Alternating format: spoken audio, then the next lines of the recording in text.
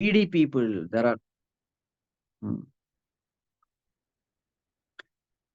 okay, there are all kinds of people in the society. There are all kinds of emotions that we experience. So, amidst all these imperfections, is it possible to bring out the perfection of the Lord who is seated in the heart? That is called a perfect living. Lotus is the best example for it. And if you see, the lotus is always opened when the sun rises and it closes when the sun sets. Means what? This flower is always open to the light and closed to darkness. This is how we also should be in this world. Let us ever be open towards the light of knowledge, and let us ever be closed towards darkness of ignorance. In this world also there are good things and bad things. Let us always be open to everything good in life, and let us be close to everything bad in life. So that is a unique feature of Padma lotus. And that is why all our gods and goddesses, they are either standing on lotus or sitting on lotus. Meaning they are established in perfection. That is the meaning. So Vishnu Bhagavan, there's a Shankha and there's a Padma. So what are we supposed to do? We are supposed to live a dharmic life, a righteous life. And if we listen to this voice of God, which is ever there within, then we attain to that supreme state of perfection, which is moksha or liberation. But suppose we deviate, we don't listen to God, we live a life based on our likes and dislikes, we live a life based on egocentric desires, we live a life purely based on I and mine, a selfish life, a narrow minded life, then what will happen? Then there's a gada there. What is gada? Mace. So he will give you warning now and then. Little tragedies in life. They are all to remind us that we are deviating from the path. You see, the moment we entertain a negative thought, gada praharam starts. What happens the moment you entertain a negative thought? Mind is disturbed. The disturbances of the mind is a pain. And that pain is nothing but that hit from gada, from Bhagavan. So every moment he is guiding us. Whenever we deviate, there is pain, there is misery, there is disturbance of the mind, there is tension, worry, anxiety, stress. All these things are indications from the Lord that we are deviating from the righteous path. Every disturbance of the mind. And every time we walk the right path, there is peace of mind, there is fulfillment, there is contentment. So that shows that yes, we are walking the path which Bhagavan wants us to walk. So that is called as Gada. But suppose this person just doesn't listen to Gada also. Very arrogant, like Ravana, like Hiranyakashipu, all those people, Kamsa.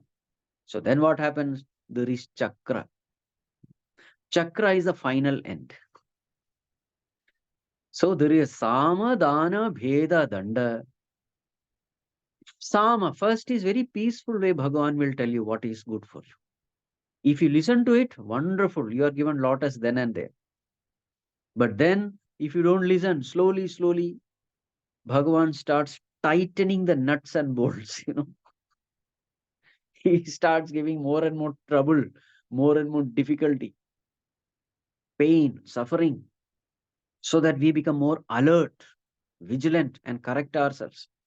But finally, when we become a threat to the entire universe through our immoral living, unrighteous living, selfish living, when we become a threat to the whole cosmos, then Bhagavan has no other choice but to eliminate our physical existence. And that is the meaning of chakra.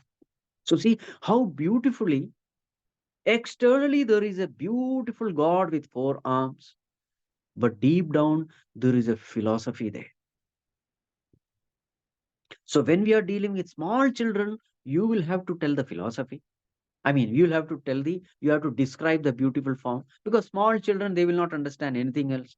So, ask them to meditate upon this beautiful form of God. So what is a meditation you can suggest for small children? So you can tell children to open their eyes, see this beautiful form for 2 minutes, then close their eyes, then try to visualize that form. This can be a beautiful meditation for small children. How much details can you remember with closed eyes? This can be an exercise which you can do. There's a beautiful form. Ask them to stare at that form for 2 minutes. Then ask them to close the eyes and list down what all things they have seen. Or you can just take away the photo, turn the photo, and let them write down what all they can remember. This is one you can do. Another thing is ask them to sit and meditate. And in meditation, they have to visualize that form very clearly. Their hand, the leg, everything, all each and everything that is. So this is a kind of meditation which we can do with small children. But as the child grows in the higher grades, 10th, 11th, 12th, they start questioning. Youngsters generally question, what is this? How can this be God? What nonsense is this? Etc. They may ask. At that time, you will have to shift into philosophy. So then they are able to relate to their life. Yes, this is something which is happening in my life. Yes. So this philosophy, whatever teaching is there, it is relevant even today. It is not something written in some yuga. No, no, no. This teaching is relevant even today. So this way you must relate to youngsters.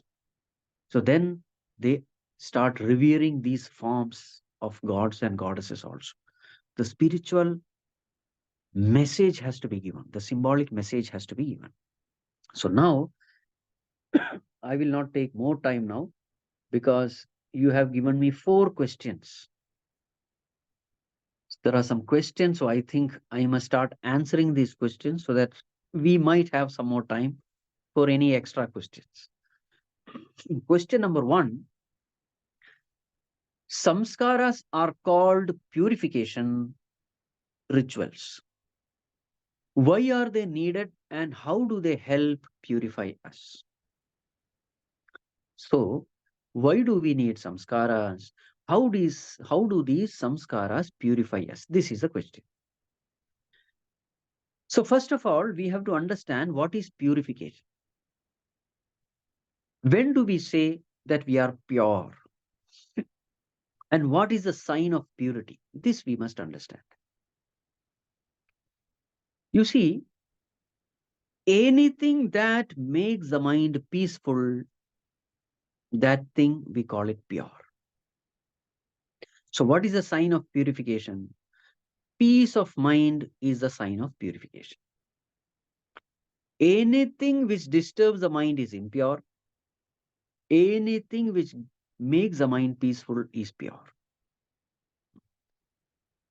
Now, there are so many things which can purify the mind, but what is the ultimate thing which purifies the mind?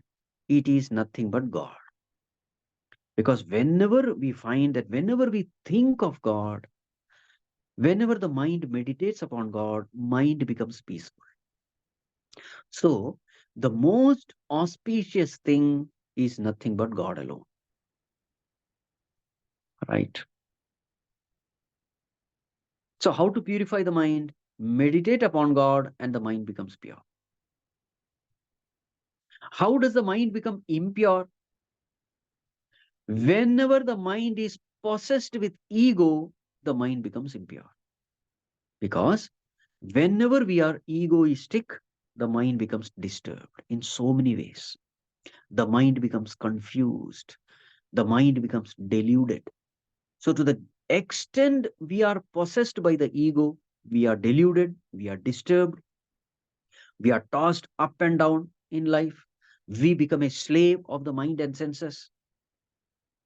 And therefore, the most impure thing is ego, and the most pure thing is Bhagavan. So now,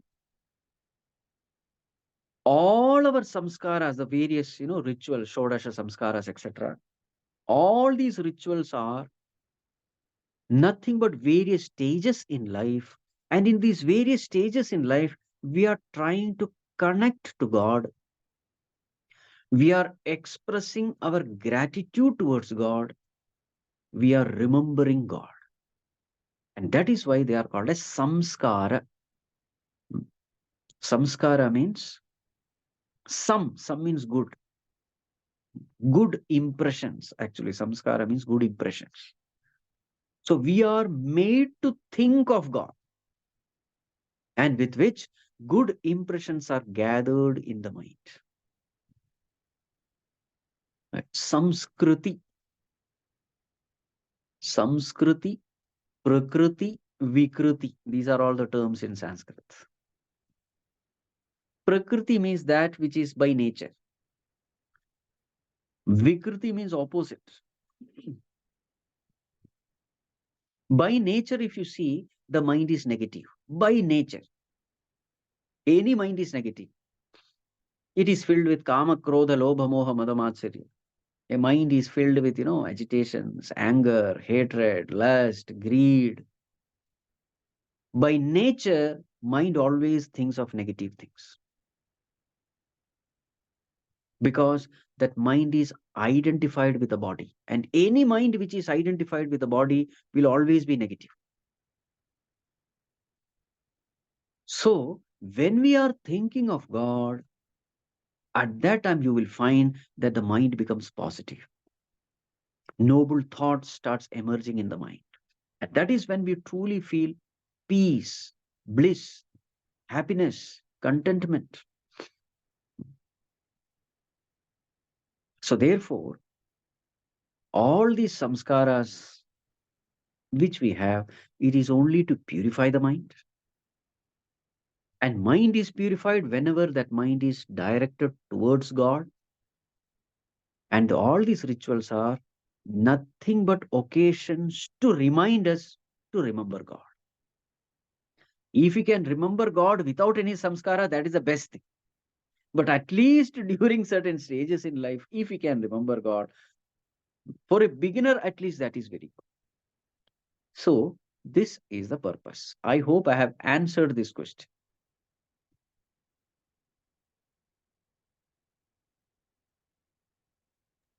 Hari Om Swamiji, Raj, you want to come? You want to come and answer? So she's the one who has the question. So Who has asked, you have to say whether you are satisfied or not. Yes, Swamiji, thank you. Satisfied. Okay, so now we'll go to the next one. Our Puranas tell that Lord Brahma emerged from Lord Vishnu's navel. How should we understand this and explain to children? Okay, so that is the kind of picture we have. So from Bhagavan Vishnu's navel, there is a lotus, and in that lotus, Brahmaji is seated. What does it mean? How to explain this? Okay. You see, as we all know, that navel is a region where this umbilical cord is cut. And this umbilical cord, as we all know, this is that cord which nourishes the baby in the womb, isn't it? If we want to exist in this outer world, we have to breathe, number one. We have to eat food, number two. We have to digest the food, number three. We have to excrete the waste also, number four. There are so many things that has to happen in this body. But as far as the baby inside the womb is concerned, the baby doesn't do anything. Who does everything for the baby? The mother does everything for the baby. The baby need not breathe. Who has to do the breathing? Mother has to do the breathing. The baby need not eat. Who has to provide nourishment? Mother has to do it. You see, baby need not excrete also. So everything is taken care by that mother. And how does that mother take care of this baby? Through that umbilical cord. So in short, we can say baby's existence completely depends on mother's existence. Baby's nourishment completely depends on mother's nourishment. Baby by itself has no existence apart from mother. Right? There is a complete dependence of the baby onto the mother. If this is clearly understood, the same thing is applicable here also. So this Brahmaji is coming from the navel. Means what? As though Brahmaji is connected to the umbilical cord of the Lord. The point is this: Brahmaji is considered to be the Lord of creation. He is the one who creates. Now, in order to create, you must have the knowledge of creation. You must have the power to create. You must have the ability, the power, the knowledge. Where is it coming from? Does Brahmaji has his own power? Is he dependent or independent? This question comes. Is Lord Brahma independent in creating this world? Or is he borrowing this power from somebody else? So this question is answered in that symbolic form. So in that symbolic figure, what we understand is Brahma doesn't have any independent existence. He doesn't have any independent power. He doesn't have any independent knowledge. He only borrows everything from Bhagwan. In fact, Bhagwan makes him efficient, capable of fulfilling his duty as creator. By himself, he doesn't have any power.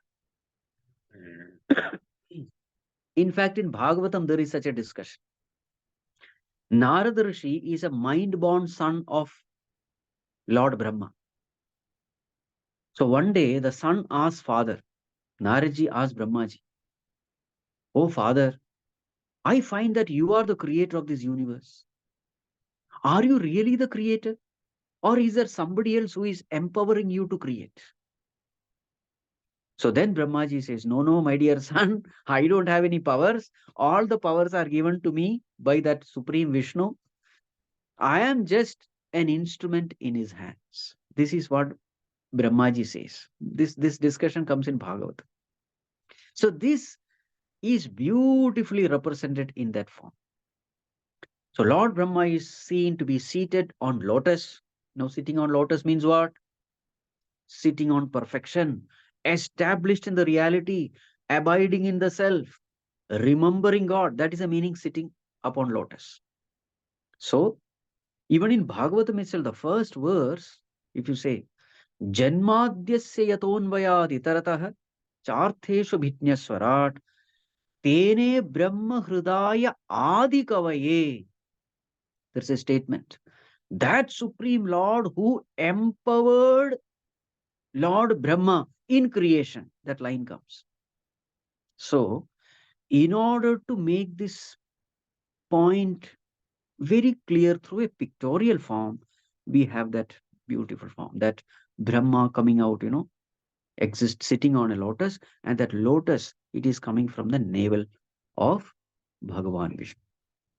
Amma, did I answer this question?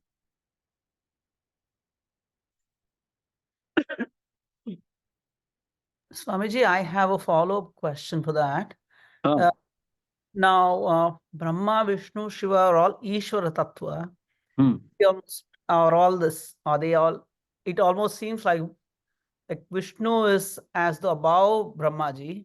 So is there a hierarchy in this, or because it is the significance that is given to Vishnu that it is highlighted that way? Correct. So in Shiva Purana, Shiva will be number one. In Vishnu Purana, Vishnu will be number one. So it is actually different powers of the same Lord. They are not different gods. Again, see, to have a beautiful story, you must have characters, isn't it? So every power of the Lord is given a character, a form. Only then you can have stories. You can't have a story with one person. You can't have a drama with one person. It is not a mono act. You should have various characters. And where will you bring character if there is Advaita? So therefore, what Veda Vyasa Rishi with his creative mind, Namostute Vyasa Vishala Buddhe. So with a Vishala Buddhi, what did he do? He created different characters based on different powers of the Lord. There is a creative power, there is a sustaining power, there is a destructive power. Each power has been given one form, and that power also has been blessed with one wife also. Then only the story begins. Otherwise, there is no story. With only men, you can't have story. You need women also. So this has to be understood. So the creative power is called Brahma. Sustaining power of the Lord is called Vishnu. Remember, this is one Bhagavan alone. But there are different powers, and different powers are given different forms and manifestations. Amma, clear? Okay. So shall we go to the next question then? You keep it Yes, on only. Okay, okay. The people didn't want to interrupt, therefore, yeah, we'll keep it on. Yes, Swamiji. Yes. Now we will go to the third question. Is there any symbolism behind the birth of Lord Ganesha? Now see, once you have the Vedantic knowledge, you must create your own symbolic meaning. Don't always depend on others. Gurudev gave some few samples. Now you should be able to, use your creative ability to apply the Vedantic knowledge in every story. Now let us take the story of Ganesha. Point number one, Ganesha was formed, he was first an entity and it was made from the dirt of Parvati, right? That's the story.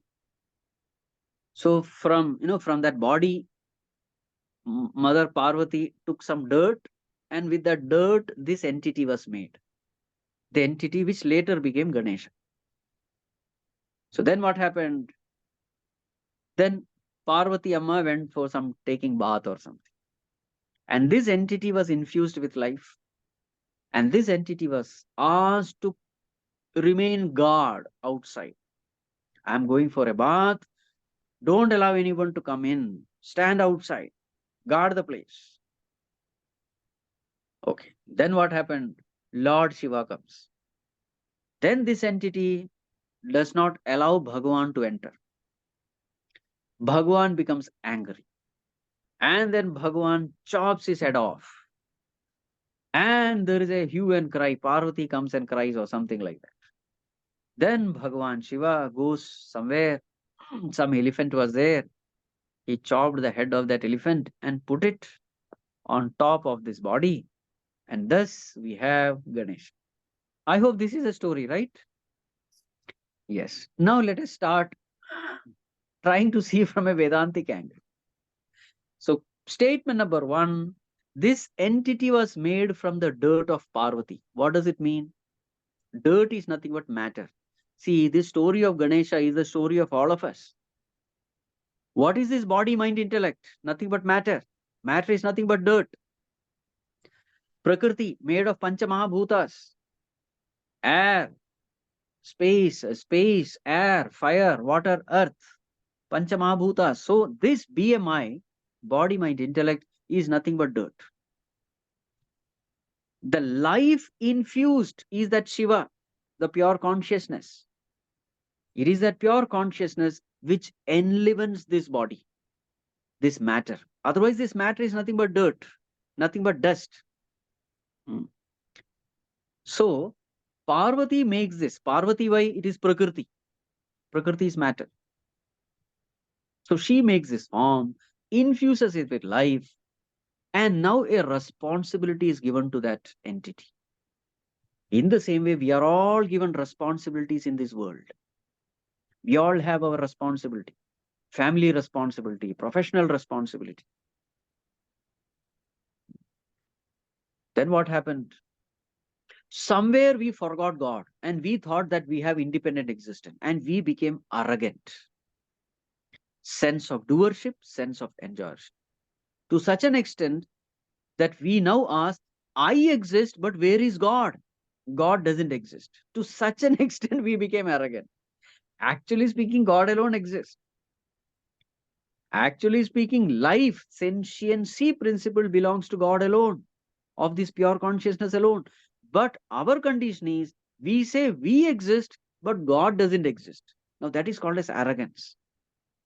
That is called as ignorance. That is called as delusion. So we start being ruled by our ego.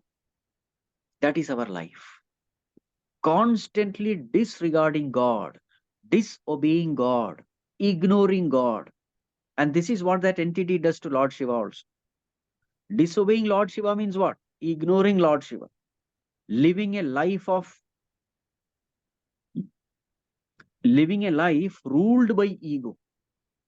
So then what happens when we are living a life ruled by ego? We get constant suffering alone in life. A person who is egoistic will suffer every moment. And this is our life. That is called constant death. Constant death means what? Constant change. Death means change. This world is called samsara. Samsarati iti samsara. Constant change. And every time things change, we become, anxious, worried. So this is called as constant death. We are born only to die. Punarapi jananam, punarapi maranam. This is our fate. Then what happens? Because of some punya karma we have done, we are exposed to this knowledge of Vedanta.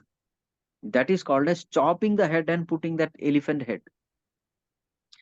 Elephant head, what is the unique feature? Big ears, Shravanam, big head, Mananam, Nididhyasanam. We are exposed to the knowledge of the scriptures.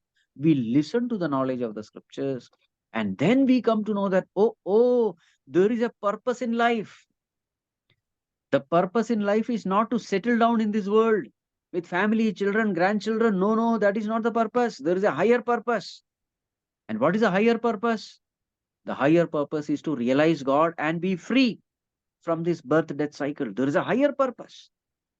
When do we come to know that? We come to know only when we listen to the scriptures from our Guru. So that is the meaning big ears.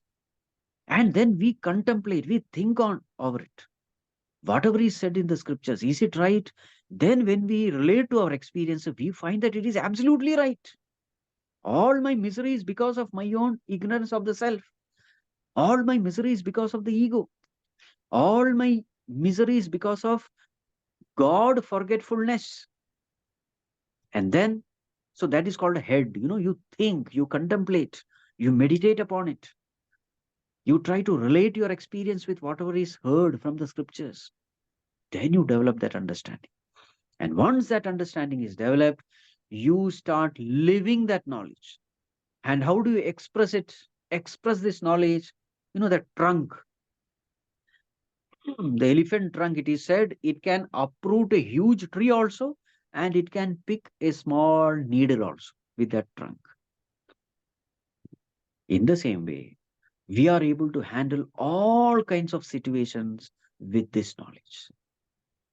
The ability to handle all kinds of situations, that ability we develop. How do we develop? With this knowledge, with the Vedantic knowledge. So see, so this story of Ganesha is the story of each and every one of us. We are all made of matter. We are infused by God. That life principle in us is nothing but God. The moment we ignore God, we go against Bhagavan, and Bhagavan has to kill us by giving us punarapi jananam, punarapi maranam, repeated birth and death. And when we turn to the scriptures, when we become an elephant, elephant means what? Gaining the knowledge of the scriptures, then we become dear to the Lord. Remember that very same entity who was killed by Lord Shiva become extremely dear to Lord Shiva as Ganesha. Extremely dear to Parvati and Shiva. In the same way, when we live a life based on scriptures, when we become devotees, we become extremely dear to the Lord. So this is the meaning, symbolic meaning of Lord Ganesha. So this is just a sample. You will have to add your own masalas now. Okay? Right. Did I answer, Amma? Yes, Yeah, Swamiji, very beautiful. very beautiful. Never, never, never. Beautiful. Okay. Now the fourth one. Can Swamiji please explain symbolism behind Rasa Krida? Again, Rasa Krida means what? One Krishna and very many gopis. So in this situation, who are these gopis? Gopis are nothing but Prakriti. So each and every one of us, we are none other than Krishna only. Krishna means consciousness. When matter is dancing around consciousness, that is called as Rasa Krida. And this is what our life is. Consciousness is one, Prakriti is many. So what all things will come under Prakriti? Body will come under Prakriti. Mind comes under Prakriti. In that mind also varieties of emotions. They all come under Prakriti. Intellect comes under Prakriti. The whole world comes under Prakriti. So what is life? Life is nothing but Prakriti dancing around consciousness. How many consciousness? Only one. Prakriti entities, infinite. So what is life? Prakriti dancing around consciousness, one consciousness in life. So this Krishna represents consciousness. Krishna is blue in color, therefore infinite. Krishna means akarshana, who attracts. All these thoughts in our mind, they don't have any existence apart from consciousness. He is the one who gives existence. So at the seat of meditation, when so many thoughts are going, troubling your mind, and you're watching all these varieties of thoughts appearing in the mind, then remember this Rasa Krida. All the thoughts are dancing around whom? Consciousness, the witness. And you will always find that the moment your attention goes towards this witnessing consciousness, all the thoughts die down. So all these Radha, what you call gopis, they find fulfillment only in consciousness. They find fulfillment only in Krishna. They are happy only in Krishna. In the same way, when your attention goes to consciousness, all the thoughts subside. The mind becomes silent. Because the mind is fulfilled, it becomes peaceful. So this happening in our inner world is expressed through this Rasa Krida in the outer world. And this way we have to explain. Answered? Yes.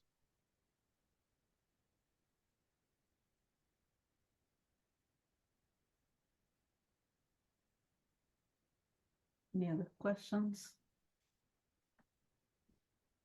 So we are starting Bhagavad Gita next week, Swamiji. So Okay, yeah, Ma.